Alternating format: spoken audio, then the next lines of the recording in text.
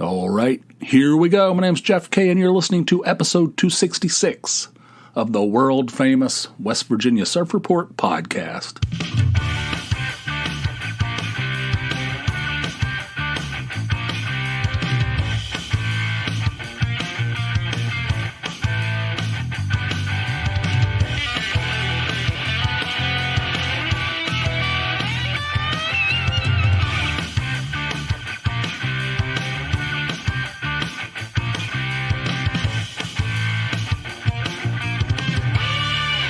Hello, world. And we're back, broadcasting once again from deep underneath a nondescript home in suburban Pennsylvania.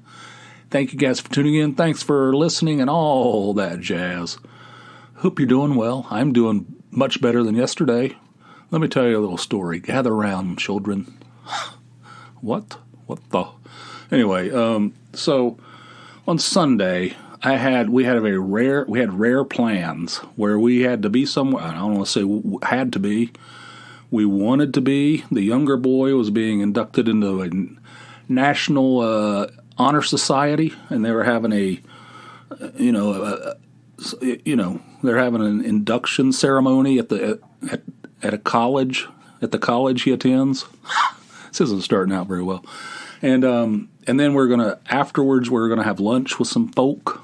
So we had plans, we wanted to be there to honor him, of course, and then we had plans with some other folks that were also in attendance, and so I had real plans. All right, so on Sunday, at work we have a quarterly inventory, which, in case you're unaware, you might want to write this down. You have like a notepad or something.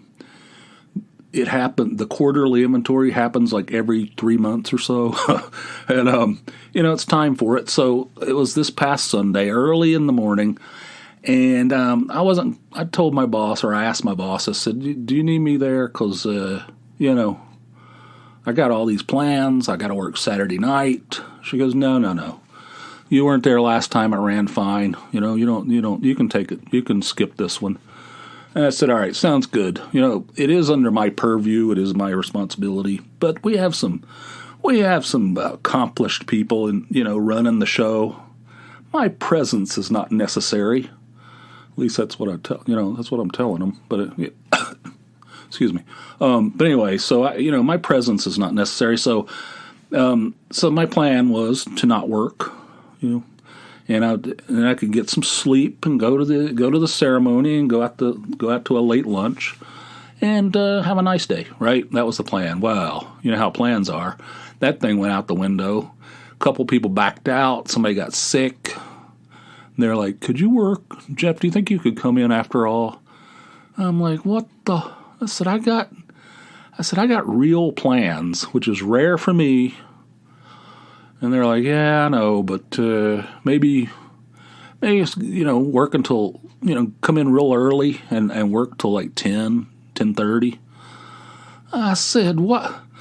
I'm like, in my mind, I'm like, it doesn't matter, they say it's just a few hours. They says, just come in and work a few hours, help them out.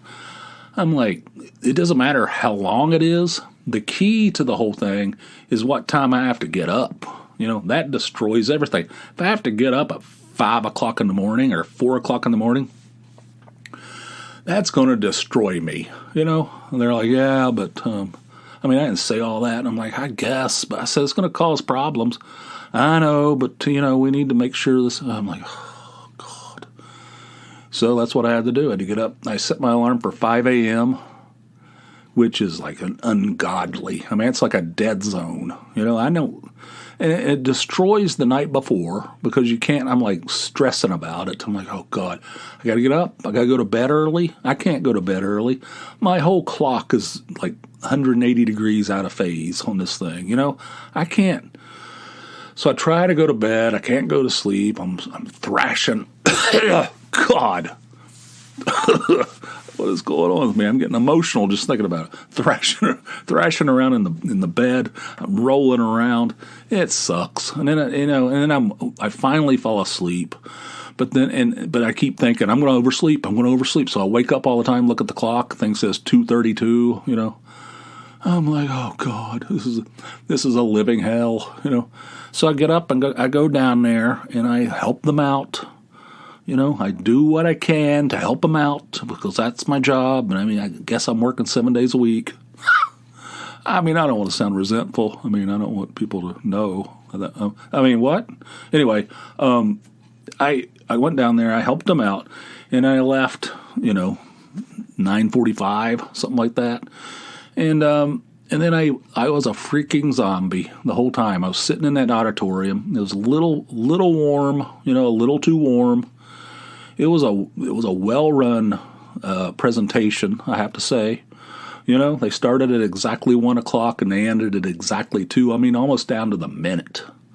They had that shit. They could have run. These people, whoever ran that thing, should be running like the Oscars. That thing was unbelievable. So anyway, then we went out to lunch. It was fun. We had a good time. It was a blast. But I was operating on diminished returns. You know what I'm saying? And when I got home, I was like a freaking, I was nodding out like Sid Vicious, just sitting there watching the end of the Reds game. I'm just like, my head's just like whipping around, it's like nodding and whipping and miserable, just freaking miserable. Why can't I have a real day off? Actually, I was off today, so kind of ruins my argument, but you know what I mean. It's just like unbelievable. So that happened. And today I'm doing much better. I went to bed early for me. Probably not early for some of you, but early for me. And then I slept 10, 11 hours, something like that. I think it was like 10 hours. I think it was like 1 to 11. So I feel like a human being. In fact, I'm going to have a beer. Like, okay, you ready for this? This is called, what's it called? Fatheads Headhunter IPA. I don't know if I've ever had. I feel like I do. I feel like I had it as a draft beer one time, maybe at a Backyard Ale House. Let me take a hit off this bitch.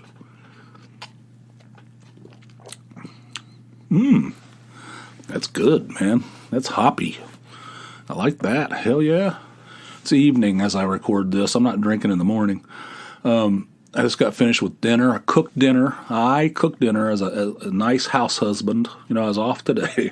And Tony got home from work. I had dinner on the table. I cooked chicken on the grill. I made macaroni and cheese, that Cracker Barrel macaroni and cheese from the box. That shit's high end. And roasted Brussels sprouts. Delicious, I have to say. So anyway, so that happened yesterday. I feel much better today. Also, before we get started on this thing, my beloved Cincinnati Reds are having an almost biblical, just a catastrophic start to the season. Like literally one of the worst starts of any baseball team in the history of baseball. I'm not kidding. I mean, that's not hyperbole. One of the worst starts in all of baseball history. Like, what in the hell? They got rid of all their stars. They got rid of all their personality. They just like dumped all these people who are good or didn't tender them a contract, just let them walk away, And then they're like, "Oh, get off your high horse. This team's a solid team. They're going to do really well. Quit your bitching." Is basically what they were saying. The front office, because everybody's complaining. And look what's happened. They're terrible. I mean, just terrible. I read something where some guy's like so fired up. They have this truck in the stadium in Cincinnati. It's this expensive pickup truck, one of those $50,000, $60,000 deals. It's up on this pole, out in the outfield. And before each home game, they draw somebody's name and they say, if a Cincinnati Reds batter hits this truck with a ball, a home run ball, then that person gets a free truck. And they've been doing this shit for years. I think one person actually got a truck but it's famous. It's this big truck up on the... They told us during the tour of the stadium that there's no engine in that thing, no interior. It's literally just the shell of a truck. It's way up on a pole. But anyway, this guy says he's going to climb up there in protest of the way the Reds are playing and the treatment by the home office, and take a shit in the bed of that thing. And now they're taking it seriously, and they're like going to add security or something. They think the guy's really going to try it. There's like newspaper articles about it. This guy's going to go up there and literally shit the bed, you know. Though I mean the team already has, so why not him, you know? So anyway, this is catastrophic. I mean, this is the worst. But will I watch every game? Yes, I will. I'll watch every game that I have an opportunity to. If I'm not watching, I'll be listening to the radio broadcast because it's in my blood. There's nothing you can do. What am I going to do? Switch teams? That's rich. No. I mean, you got to stick with them. They suck. The way they mess this team up is somebody should go to prison, you know? Somebody should literally go to jail. And that is the owners. I think they both, that and his slick back hair son. All right, the owner is Bob Castellini. He's some kind of like produce czar, you know, guru. He owns a produce company. And he's a billionaire, and he owns the Reds, or he owns the biggest share of the Reds, let's put it that way.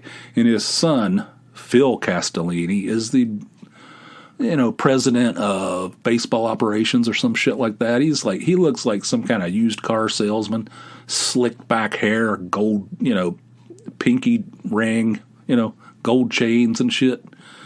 He's talking all kinds of shit, they don't do anything to help themselves, He's like basically blasting the fans for being so negative. Get out here and support this team. What are you going to do? You don't have any other team to support. What do you want us to, what are you going to do? I'll tell you what you're going to do. I mean, most people are going to do. They're just not going to go to the ballpark, and they're not going to watch them on TV, and they're going to do something else. It's not like there's not 1,000 other options for entertainment. I mean, what kind of arrogant asshole attitude is that? What are you going to do? That's literally what he said. What are you going to do? So anyway, it's not getting off to a very good start. I remember the glory days back when it was locked out, and there, in the winter when there was like, when the players were locked out, and there was like, we didn't even know if there was going to be a season. And then they finally came to an agreement, and I'm like, yes, hell yes. Since then, downhill, straight downhill. Anyway, so today I thought I'd tell you about something that happened earlier today, and in a related item from earlier. These are like these two stories I'm going to tell you are kind of like obscure tragedies. I don't want to like bum anybody out, but these are like tragedies that blew my mind when I found out about it. I knew nothing about them until this first one I'm going to tell you about until today. I didn't know anything about this. And then the other one is similar, but I found out about it earlier. But I'm going to tell you all about this. Okay, today I was listening to an album that for some reason I'm hooked on it. It's this band called Badfinger. You familiar with them? They're a 70s band. Okay, I was reading about them today because they have this album called Straight Up, and I've been listening to that shit over and over again on Spotify. I mean, I'm familiar with Badfinger. I have their best of. I have a greatest hits CD, and it's good. I never really got into the individual albums. But I'm familiar with them, and they always get lumped in with they get called power pop, which I don't know about that, because the way I think of power pop is fast, loud, giant hooks, like real catchy songs with loud guitars played fast, like the Undertones, the Buzzcocks, that kind of stuff. But they write pop songs. They wrote pop songs and stuff, but they weren't fast. I don't know. Anyway, they get called power pop. And anyway, this album called Straight Up, which was produced by George Harrison, came out in 1971, I think. That thing is solid. Man, that thing's good. Every time I listen to it, I think it gets better and better and better. Great album. And so I was reading about Badfinger, and I learned some things about them. They started out in the 60s, early 60s. They were called the Panthers. And then at some point they changed their name to the Ivies, and then they recorded a studio album. And because of some kind of political wrangling, I don't know, the thing was never released except in like Japan, I think. I don't think it ever came out in the United States. And then, or England, I don't think it ever. I think it was literally in Japan. They planned to release it, but there's, I don't know, legal stuff. So then somehow they got signed to Apple Records, which was the Beatles label, right? So the Beatles set up this, it's called Apple Corps, or Apple Corporation, Apple Corps. And they financing films, and they had a record label, and I think they had books. They were trying to be involved in everything. So the first band that they signed to their record label was Badfinger, but they were called the Ivies at the time. So they were for some reason they decided they needed to change their name, or they were told they had to change their name. They were originally going to call themselves Glass Onion, which is a Beatles song, which I'm glad they didn't do that. I don't know. For one thing, it sounds psychedelic, and they weren't psychedelic, but I don't know, Glass Onion. They're on the Beatles label. And then but John Lennon threw his suggestion in there. He wanted them to be called the Pricks. I thought that was hilarious. So the Pricks, they decided not to go with that, and then they ended up going with Badfinger. There was a song, I guess there was a song that the Beatles wrote that the original title was Badfinger Boogie. I can't remember which song it was. But eventually the song, the lyrics got changed and became something else. But so an early version of the song was called Badfinger Boogie. It was 2 words. They combined the 2 words together, Badfinger, right? So they recorded an album. It had that song on there called Without You. There was, I think Harry Nilsson covered it. Had international hit. It was a huge hit for him, but it was written by the 2 main songwriters, I believe. Pete Ham is his name, and Tom Evans. I think those were the 2 main songwriters. And they recorded some records, and I think their 4th album was that Straight Up album, which I've been listening to. It has a song on there called Baby Blue, I think. Is that it? Baby Blue? Doesn't sound right. I think that's it. Baby Blue. It was the last scene of in the final episode of Breaking Bad. It was playing My Baby Blue, So anyway, it's a great record, fantastic. So I was reading about this band. I was reading the Wikipedia, and I found out some stuff, right? So, another thing before we get into that, their first hit was written by Paul McCartney. He gave the song to them. It was called "Come and Get It," and it was about Apple. He was complaining about the way Apple, this company they set up, was just handing out cash all willy-nilly. He said it felt like everybody knocked on the door, they gave him money to do their questionable projects. So he was complaining about that. So that song was a big hit. It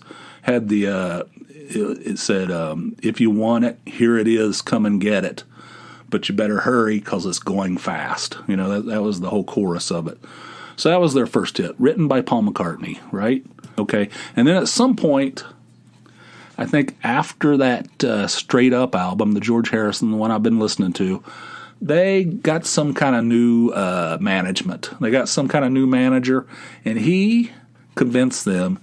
He thought he could get them a better deal. He thought he could get them a better deal, so he went and shopped them around. He got them signed to Warner Brothers for some multi-million-dollar contract, and at that point, Apple was pissed. Because they went behind her back, and so they still owed them one album, and there was all this animosity. And the album that they gave them to complete their contract, you know what the title of that record is? Ass. That's all there is. That's the whole thing. That's the whole title. It's called Badfinger Ass. So that thing, and I've never heard it, but I've read that it sounds nothing like their previous stuff. So then they get out of the contract, they go to Warner Brothers, They get a bunch of money as an advance. So they have this money that's in this escrow account to record their albums and stuff. And they got this big contract with Warner Brothers, and it feels like the sky's the limit, And then this new manager takes off with all the money, disappears. Nobody knows where he is. Now they're Warner Brothers is like, what the hell's going on here? They did do an album, but there's all this turmoil. The money's gone. Their manager's gone. They don't have anything. Warner Brothers is getting pissed. They're like, what in the hell is going on? What kind of a Mickey Mouse situation is like fraud, So they end up dropping the band.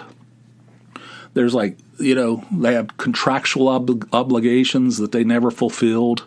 They have no money. They don't even have enough money to live, Everything's just went from bad to worse, And that Pete Ham, the leader of that band, walks out to his garage, hangs himself. He's 27 years old, wrote a bunch of great songs. I mean, the guy was super talented, unbelievable, And he's so despondent over the way this shit happened to him and his band. He just goes out there and hangs himself. He leaves a note, specifically blames the suicide on that manager that took off with their money, names him in the note, and says he wishes he could take him with him. He has like a kid. He has another kid on the way. He's married, and he hangs himself, I mean, what the hell? I was like, what the hell? I was reading this stuff. Like, I had no idea about any of this stuff. So then the band tries to continue without him. That Tom Evans, who was the other main songwriter, continues on, and one of the other guys steps up, and they kind of like form a partnership, and they start writing songs. But it doesn't go very well, and there's a bunch of, they start arguing. So then that they splinter, those two guys splinter and form two bands, both called Badfinger. Both of them, I don't know how this is possible, but there's two bands out there touring around and recording under the name Badfinger at the same time. So there's like all this arguing back and forth. There's like lawyers involved and everything. And that Tom Evans hangs himself. It's like the two main guys from the beginning, both because of the way the business, the music business, both of them end up hanging themselves. I'm like, what in the living? I can't believe this. I listened to that record. I've been listening to that record off and on, and recently I've been listening to it a lot. And I listened to that Greatest Hits album a ton of times. I had no idea. This is a little before my time. But when you start reading about that, sometimes there's like some of these stories are like insane, that is wild. That is, God. So anyway, I found that out today. Blew my mind. I was like, oh my God, are you serious? I was like going crazy. And it reminds me of another story that I learned about a few years ago. You ready for more tragedy? Okay. This happened back in the 30s, in 1940. So I was reading something. This is several years ago. It said, I was reading about the Cincinnati Reds and their the uniform numbers that have been retired, through the years. Like number one, they had a manager who had cancer. He died, so they retired number one. His name was Bill McKechnie, I think. And then, Johnny Bench, number 5, and then number 8, Joe Morgan. There's a whole bunch of them. So these are the numbers, these uniform numbers for Cincinnati. And it said, in the article, it said the number 5, which was Johnny Bench's number, was retired 2 times. Like, how in the hell is that? How's that possible? So I start digging into it again. This is the kind of stuff where my kids would be like, why do you care? Who cares? There's some fascinating shit out there if you dig for it. It's like, it'll blow my mind. I'm like, what the hell? So it starts out, that's how it starts out. It says that number 5 for the Cincinnati Reds was retired 2 times. Like, how is that even possible? How's that possible? So I read into it. All right, there was this guy. His name was Willard Hirschberger, right? Yeah, Willard Hershberger. This is back in the 30s, right? Late 30s. He was the backup catcher to Ernie Lombardi, who was the Reds' all-star catcher at the time, and future Hall of Famer, right? Ernie Lombardi. So Lombardi was the main man. Hershberger was his backup. It was a perfect combination. I mean, both of them did a great job. Through the 38th season, Hershberger did great. He had a high batting average. He did well behind the plate. 39, same story. 1940, it starts out the same way, right? And the Reds are in the midst, unlike this year, in the midst of a pennant race, And back in those days, they had the National League and the American League. That's all. There was no National League East, National League West. It was just the National League and the American League. And whoever had the best record in each league played each other in the World Series. There was no playoffs, So you had to win the entire thing. So the Reds were in the hunt. And, this combination of Lombardi and Hershberger working out perfect. And then Lombardi gets hurt. He goes down for an extended period of time. So now Hershberger, Willard Hershberger, number 5, he's the number 1 catcher. He's the catcher. So there's no Lombardi anymore. He's out of the picture for a while. So he goes in there, he starts catching, and the Reds start losing, right? They start losing games. He can't hit worth a damn suddenly. He's getting all up in his head. He's like, oh, my God, I'm going to blow this. We're in the hunt for this thing. We're going to win the World Series maybe. Or we're going to go to the World Series. So now it's all on me, So he starts getting all up in his head about it. And he can't, he goes 0 for 4, 0 for 5 every game. And they start losing games. He blames himself. He says he thinks it's all his fault, It's all my fault, right? And he tells his manager, my dad committed suicide. Like, what the? His dad committed suicide when he got demoted at his job, like back when Willard was a kid. And he goes, I'm going to end up doing the same thing. This is driving me crazy. He goes, no. This is a team sport, It's not one player, you're getting too much, putting too much thought into this thing. You can't take the blame for all this. So this is in July, I think, in like late July, and they have some game, like they're playing one of those teams that don't even exist anymore, like the Bees or something, Boston Bees or some shit like that. I don't know, but it's a 12-inning game. Pressure's on. They lose, and he goes 0 for 5 or some kind of crap like that. Hershberger does, and he's despondent. He's like, I'm ruining this team. If Ernie was in there catching, we'd still be winning. This is all my fault, And the manager, he talks to him again, gets him calmed down, walks him off the ledge or whatever. And he's like, he believes everything's fine. When he leaves, everything's fine. So then old Willard Hershberger, he goes back to his hotel room, gets in the bathtub, slits his own throat, commits suicide because of the pressure of this that he put on himself, of not being being the number 1 catcher instead of number 2.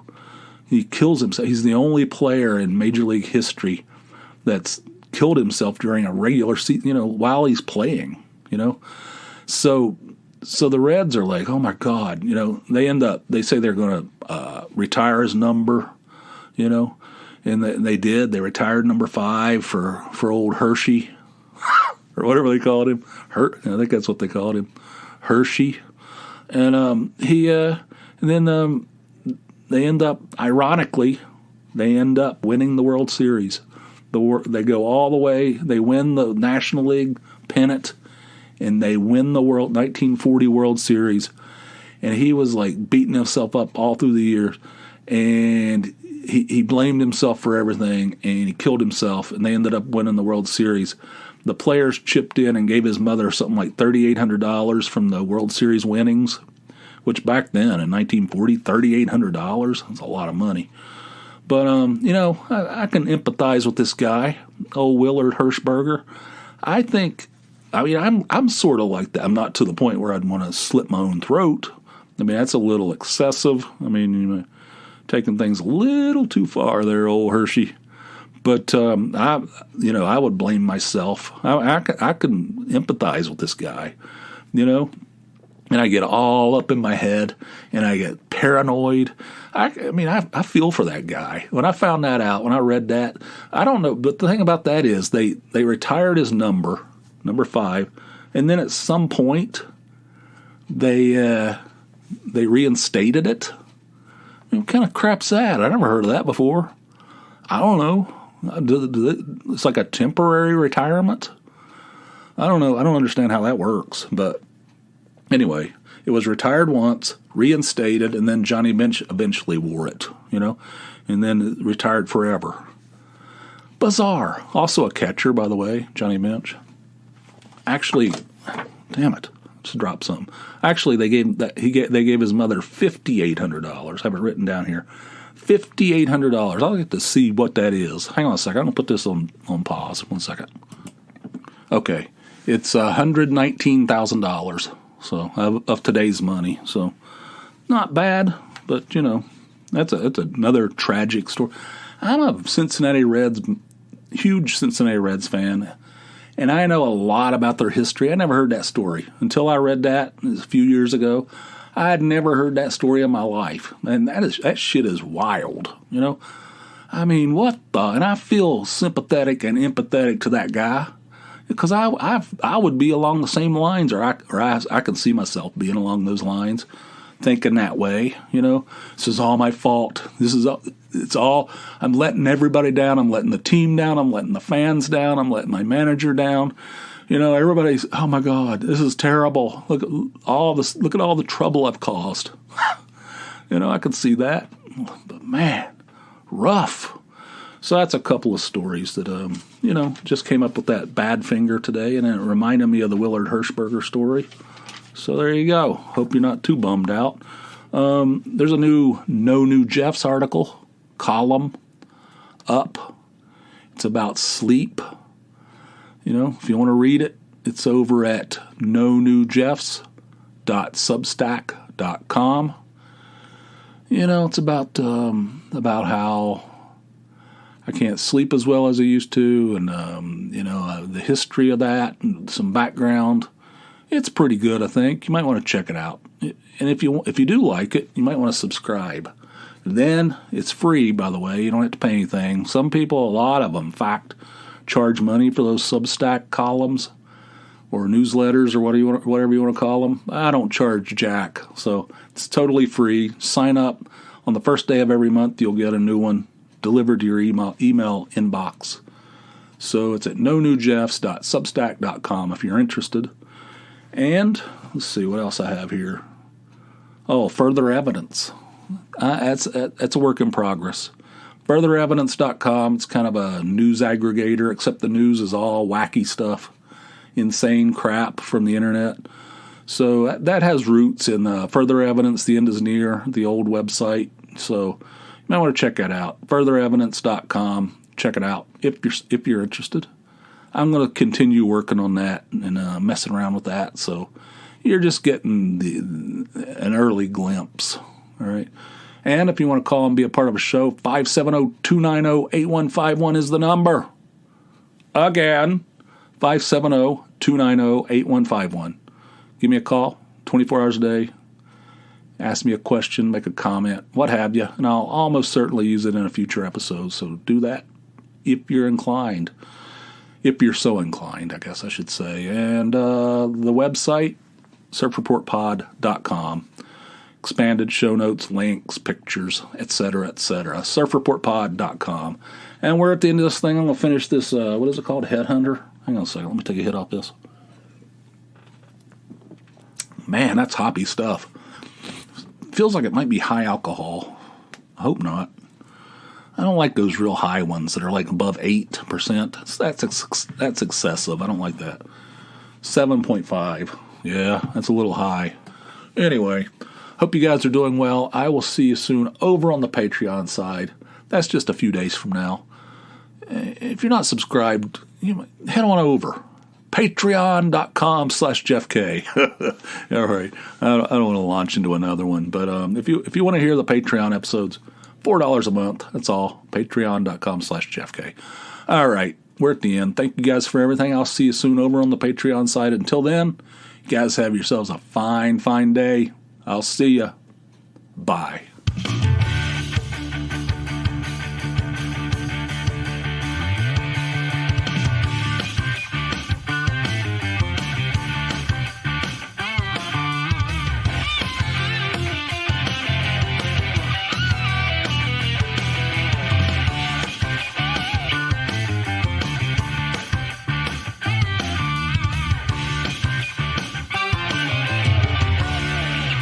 Delicious.